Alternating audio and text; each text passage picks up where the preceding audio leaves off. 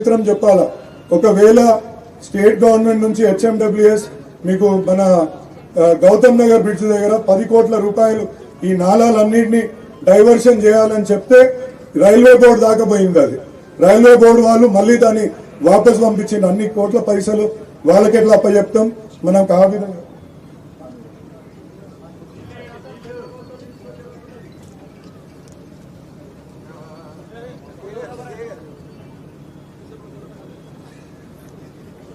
దాన్ని ఎట్లా చేస్తారు అనేది అక్కడ అడిగినప్పుడు వాళ్ళు మళ్ళీ జనరల్ మేనేజర్ గారిని నిజంగా చెప్తున్నా రైల్వే అధికారులను ఇక్కడ ఒప్పుకోవాలా, అరే ఫస్ట్ ప్రాజెక్ట్ కానివ్వండి, వాళ్ళు 10 కోట్లు అయితే 10 కోట్లు వాళ్ళకి ఇచ్చేద్దామని. ఇప్పుడు వాజ్పేయి నగర్ లో కూడా 32 కోట్ల రూపాయలని ఆర్ఎండ్బికి వాళ్ళు ఇవ్వడం కూడా జరిగింది.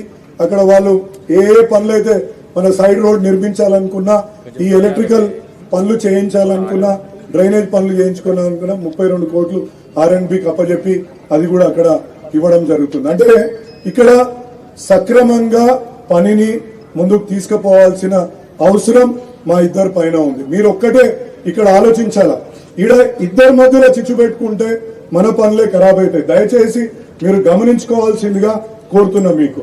ఎందుకంటే ఇప్పుడు ఒక వారం కింద 10 రోజుల కింద బీజేపీ వాళ్ళు ఒక ప్రెస్ కాన్ఫరెన్స్ పెట్టి ఎమ్మెల్యే కంట్రిబ్యూషన్ ఏంటి అని అడుగుతారు.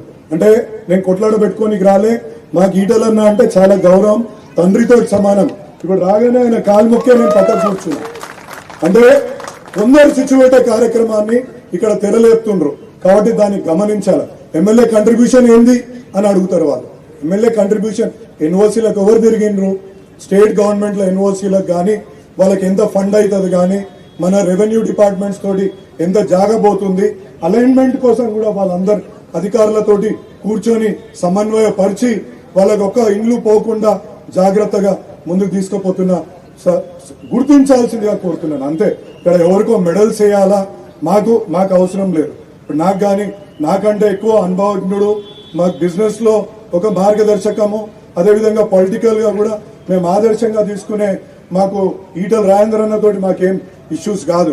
మీరు దయచేసి ఒక్కటి గమనించుకోవాలి, లోకల్ గా ఉన్న మీరు మనం ఒక మంచి కార్యక్రమం చేసుకోవాలనుకున్నప్పుడు అందరి కంట్రిబ్యూషన్స్ ని ఒక్కసారి గమనించాల్సిందిగా కోరుతున్నాం. మీరు చెప్పుకోండి, ఈటలన్ననే తీసుకొచ్చిండు, మాకు సంతోషం, మాకు మేము ఏమనము, మేము తప్పకుండా దాన్ని ఒప్పుకుంటాం.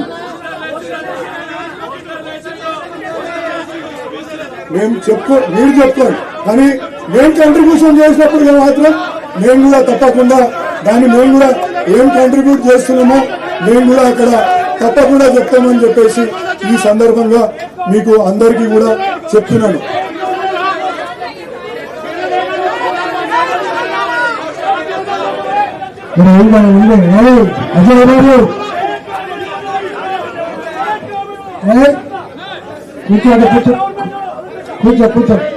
ఇవాళ ఇవే కాదు, మనకు ఇక్కడ మనకు అనేకంగా డిఫెన్స్ వాళ్ళతో కూడా తప్పేం చెప్పినా భయ్, ఈటలన్నా తెచ్చింది కానీ అప్రిషియేట్ చేయండి అనే చెప్తున్నాం. మేం చేసింది కూడా అప్రిషియేట్ చేయమనే చెప్తున్నాం. ఏం చేసిండ్రు అనేది పంచాయతీ పోలీసుకు అవుతుంది కదా.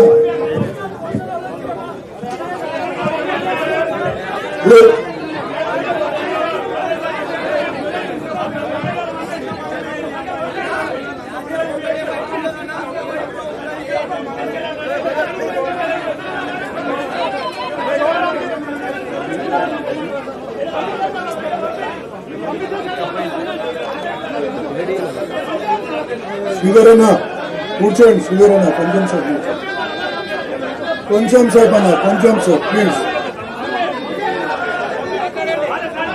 ఇంకొకటి ఇక్కడ చెప్పాల్సింది ఏంటంటే ఇవే కార్యక్రమాలు కాదు, మనకు రామకృష్ణాపురం రైల్వే బ్రిడ్జ్ కట్టుకోవాలా, రాష్ట్ర ప్రభుత్వాన్ని కూడా దాన్ని ఒప్పించి ఒక 210 కోట్లతోటి ఆ ప్రాజెక్ట్ కి కూడా మనం ఇవాళ త్వరలోనే శంకుస్థాపన చేసుకుంటామనేసి మీకు తెలియజేసుకుంటాను. ఇదే కాకుండా మనకు మన డిఫెన్స్ వాళ్ళతోటి ప్రత్యేకంగా మన ఏఓసి సెంటర్ లో అనేక ఇబ్బందులు ఎదురవుతున్న మాట మీ అందరికి తెలుసు. మనం అక్కడ కూడా ఒకటి ఏఓసి రోడ్ ని ఆల్రెడీ టెండర్ ప్రాసెస్ కంప్లీట్ అయిపోయింది. ఆ టెండర్ ప్రాసెస్ ని కంప్లీట్ చేసుకొని అది కూడా త్వరలోనే దాని పనిని ప్రారంభించుకుంటాం. అక్కడ డిఫెన్స్ ఏరియాలో ఉన్న కొంతమంది ఒక 16 మంది డిఫెన్స్ ప్రాపర్టీలో ఉన్న 16 మందికి డబుల్ బెడ్రూమ్ల కోసం మొన్ననే ముఖ్యమంత్రి గారిని కలవడం జరిగింది. ముఖ్యమంత్రి గారికి వినతి పత్రం ఇవ్వగానే ఆయన కలెక్టర్ తోటి కూడా మాట్లాడి ఆ డిఫెన్స్ లో ఉన్న డిఫెన్స్ ల్యాండ్ లో ఉన్న వాళ్ళకి ఆ 16 డబుల్ బెడ్రూమ్లను కూడా ఇవ్వండి అని కూడా చెప్పడం జరిగింది. ఇదే కాకుండా మనం గౌతమ్ నగర్ లో ఒక 15 కోట్లతో ఒక రిజర్వాయర్ ని కూడా నీటి రిజర్వాయర్ ని తెచ్చుకుంటున్నాం. అంటే పని చేస్తా అంటే పార్టీలకు అతీతంగా ఎవరైనా డబ్బులు ఇస్తారని చెప్పడానికి మీ ముందు నేను ఇక్కడ నిలబడి చెప్తున్నాను. అంతేగాని ఇక్కడ వైమనుష్యాలు ఏదో ఇబ్బందులు ఇంకోటి ఏదో చేయాలనే ఉద్దేశం మాకెవరికి కూడా లేదు. కాబట్టి దయచేసి మంచి ఒక ఆలోచనతోటి ఫస్ట్ 3 ఏళ్ల తర్వాత ఎవడు ఉంటాడో ఎవడు బీక్తాడో అవనికి తెలుసు. కానీ మనం ఈ 3 ఏళ్లలో మనం ఏం చేసినాం అనే దానికి మనం ఒకటి నిదర్శనంగా కొన్ని పనులను చేసి చూపించుకుంటే మనం రేపు ప్రజలు 10 కాలాల పాటు అరే ఆయన ఉన్నప్పుడు ఎంపీగా ఉన్నప్పుడు ఎమ్మెల్యేగా ఉన్నప్పుడు ఈ పనులు అయినాయి అనేది తెలియజేస్తారు. కాబట్టి దయచేసి దాని ఒక్కదాని గురించే నేను పనిచేసాడు. లేకపోతే నాకు కూడా అన్ని రకాలుగా అన్ని వ్యవస్థలు ఉన్నాయి. ఏ రకంగా ఇబ్బందులు, ఏ రకంగా మంచిగా ఏ రకంగా పోవాలనేది కూడా మాకు కూడా విచక్షణ ఉంది. కాబట్టి ఇంకొకటి I request railway officials also. Yesterday I spoke to your CPRO then all other officials, please maintain protocols. ఇప్పుడు గౌరవ ప్రధానమంత్రి మనకు ఒక అద్భుతమైన ప్రధానమంత్రి మన దేశానికి ఉన్నాడు. అదేవిధంగా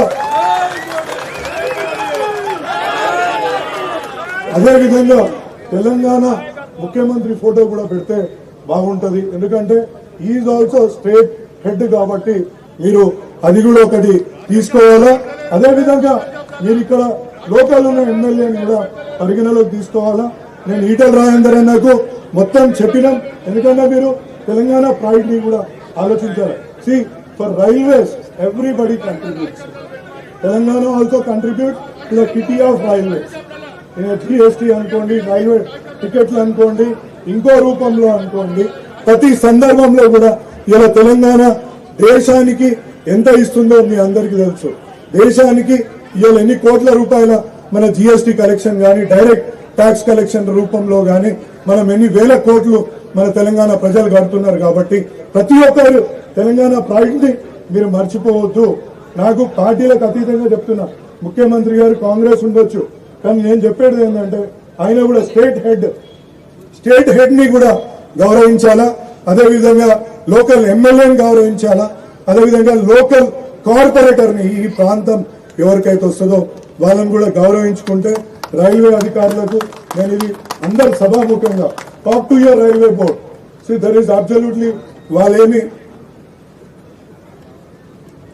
నేను తెప్పించిన మీ సర్క్యులర్ ని ఏంది ప్రోటోకాల్స్ ఏ విధంగా ఉండాలా, రైల్వే అధికారులు ప్రోటోకాల్ ఏ విధంగా పాటించాలనే సర్క్యులర్ లో ఇట్ ఇస్ క్లియర్లీ మెన్షన్.